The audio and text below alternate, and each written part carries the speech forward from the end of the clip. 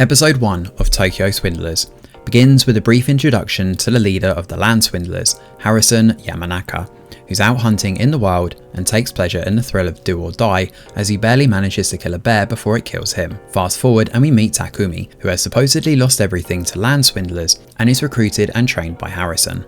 The show defines land swindlers as members of real estate fraud groups who pose as property owners trying to sell their land. In the present, the police discover the dead body of an imposter who had worked for Harrison's team.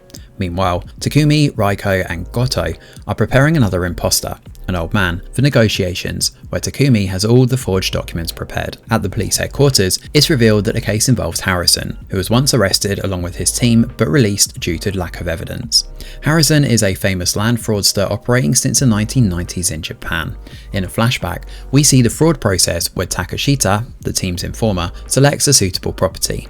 The real owner is in a nursing home, and Goto signs the property up for sale for 900 million yen. They trap an unlisted company, which is ecstatic to find a property at a cheaper rate than the market price. During negotiations, the company CEO raises the price to 1 billion yen to secure the deal. Harrison chose the imposter from two candidates. Back in the present, the imposter, Takumi and Goto meet with the company's team for the final sale. The narration explains the detailed process of preparing fake documents. Now the company's legal team approves the forged documents, but asks the imposter about his favourite neighbourhood store. He fumbles, but Takumi spills water on his pants, and as they go to the bathroom, he places a small earpiece in the imposter's ear. Harrison guides the man to give a suitable answer, satisfying the company, which then transfers the money. While having a celebratory dinner, Harrison suggests going big for the next scam, conquering the impossible target that sends fear down the spine for even thinking of taking it on. Nothing can replace that thrill. Takashita shows the team a new property, a space beside a temple belonging to a Buddhist nun who refuses to sell. It's easily a 10 billion yen scam, and Harrison decides it will be their next project. After everyone leaves, he tells Takumi to be wary of their teammates, reiterating that he only trusts Takumi. Takumi visits a temple and recalls a past incident with a huge fire, bringing tears to his eyes. At the end of the episode, the imposter is discovered to have been killed in a hit-and-run accident. It's revealed that Harrison might be behind the murders, suggesting he could be responsible for the death of a woman found dead in that house.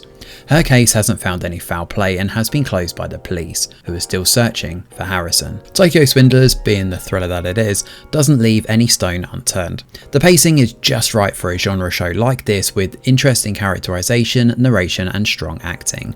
Harrison and his group of swindlers are intriguing because they aren't really interested in money per se, they're just in it for the thrill that the job provides. This is evident when Harrison takes pleasure in the thrill of possibly getting killed by the bear until he shoots it himself. A character like this is dangerous and remorseless, and we're sure to come across a carnival of blood, just like Harrison says. A job so big, we'll leave dead bodies in our wake. Could this be a bit of foreshadowing maybe? Another interesting aspect is the brief scene with Takumi, recalling the horrific fire incident. Half of his face is covered as he peeks through the door to watch the nun praying in the temple, with the visible half reflecting the glow of the burning fire. This particular shot makes me wonder if Takumi is going to be a wildcard in the show. Perhaps he's hiding his real intentions relating to the fire of his past. Initially, it was revealed that he lost everything to land scammers, so maybe he has a plan of his own. Either way, the first episode of Tokyo Swindlers gets off to a pretty decent start with an engaging first episode. But quite what will happen next? Well, we'll just have to wait and see. Thanks for watching, and do let us know your thoughts in the comments below. Smash a like or subscribe to the channel, your support is very much appreciated. I'm Greg Wheeler, and from all of us over here at The Review Geek, we'll see you on the next video.